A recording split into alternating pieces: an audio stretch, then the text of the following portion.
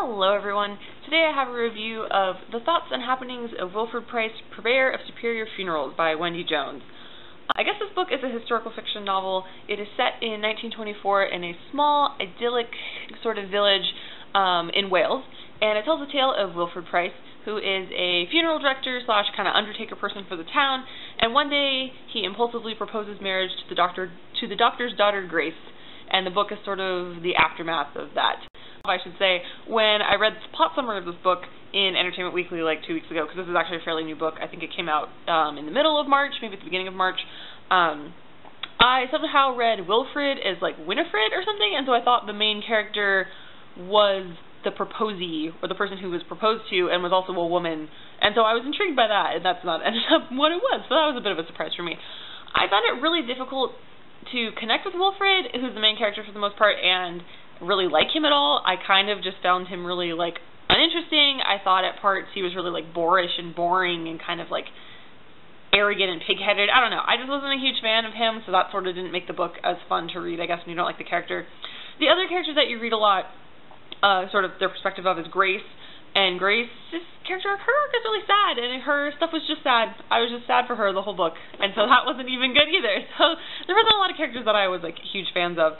And then sometimes with the writing that Wendy does and the way that she does it, I found sometimes I would be missing parts of the story where, for example, I would get lost in sort of the dialogue because she hadn't named who was saying what, so I would forget what order they had started the conversation in, or she kind of would just extend her sentences a little bit more than she really needed to.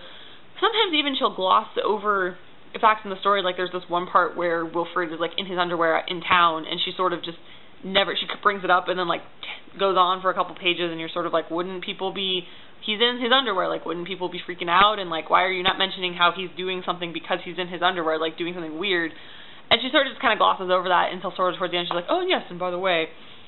And based on the plot summary of this book, I thought it was going to be very different than it actually was. And so it's a bummer when you go into a book expecting something cute and romantic and, you know, sort of fun, like contemporary kind of thing, and that's not what you get at all. So if you think that this book is going to be a cute little romantic, fun, kind of contemporary style read, don't, it's not. It's not at all. One of the things I like about the book, A+ title. This title is really catchy. It's really long, but it's fun and it's interesting, and I also like Purveyor of Superior. I think that's just an interesting way to describe that, and it's funerals, which you don't really hear a lot about, so A+ title.